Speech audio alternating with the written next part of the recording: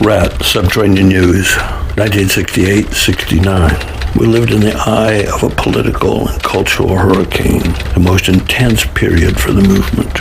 Rat made news as well as reported it. So glad I'm fighting for my rights. I'm so glad I'm fighting for my rights. I'm so glad I'm fighting for my rights. Singing glory, hallelujah. I'm so glad. I'm so glad segregation's gotta go. I'm so glad segregation's gotta go. I'm so glad segregation's gotta go. Singing glory, hallelujah.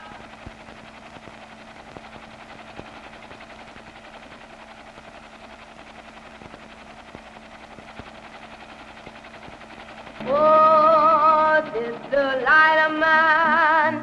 I'm gonna let it shine. Oh, this the light of mine. I'm gonna let it shine. Oh, this the light of mine.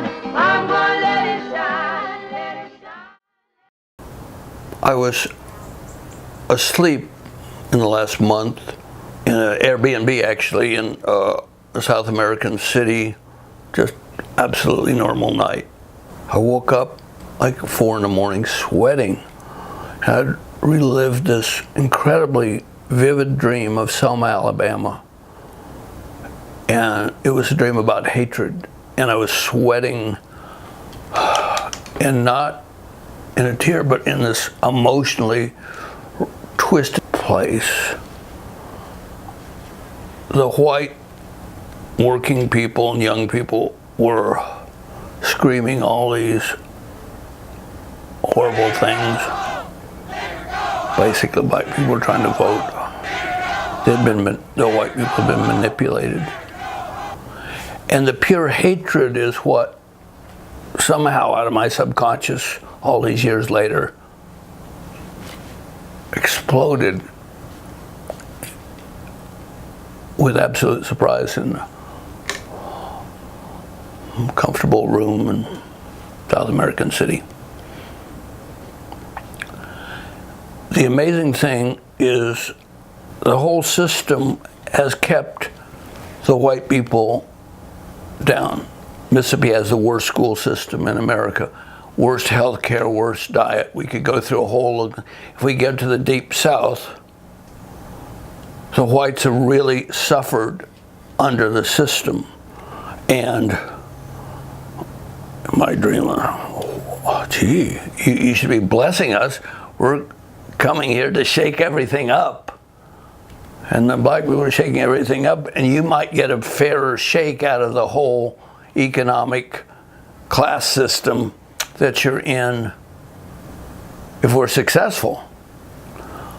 But historically, the ruling class uses, the plutocracy uses racial hatred to make them think their enemies are, in fact, people that are their natural allies. I was just flabbergasted that 50 years later,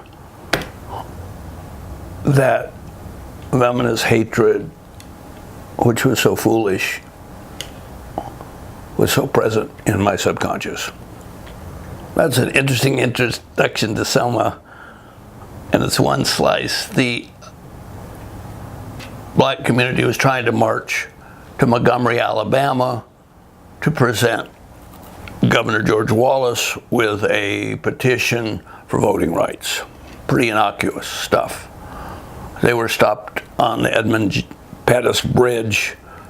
Horses charged them, police mounted on horses, and dogs, German shepherds that bit people, etc. It was horrific, and the local people still thought they were in a different era where they could get away with that stuff, and it was never been seen. But there was enough photographs, some video footage, or actually it was film footage, 60mm film back then, etc., and it got out. And then there was a second Selma march to do the same thing. And this time the feds had gotten involved because they were forced to. The feds didn't ever get involved with us, they were forced to.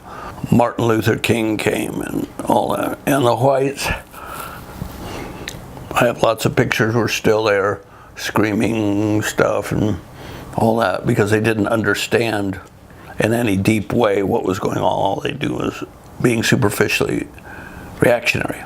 John Lewis, one of the stick leaders, who's later now a congressman, was the perfect example of a great organizer.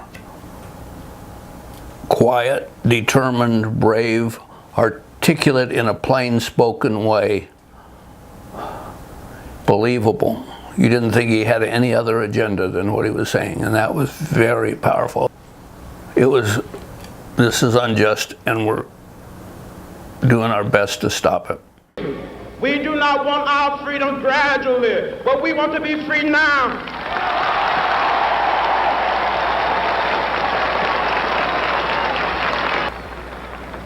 We are tired. We are tired of being beaten by policemen. We're tired of seeing our people locked up in jail over and over again. And then you holler, be patient.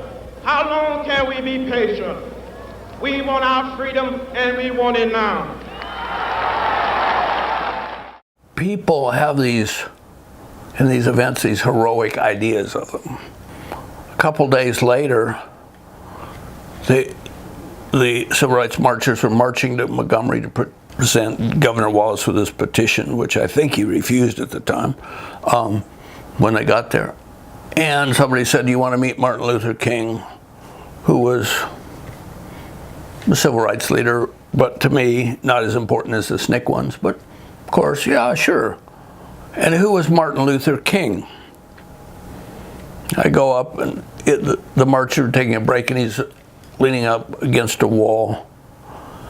He's a middle-sized, middle-aged black man, sweating, tired, having drinks of water. It's a long walk from Selma to Montgomery in the Alabama hot sun. And everybody pictures Martin Luther King on a pedestal giving these extraordinary speeches.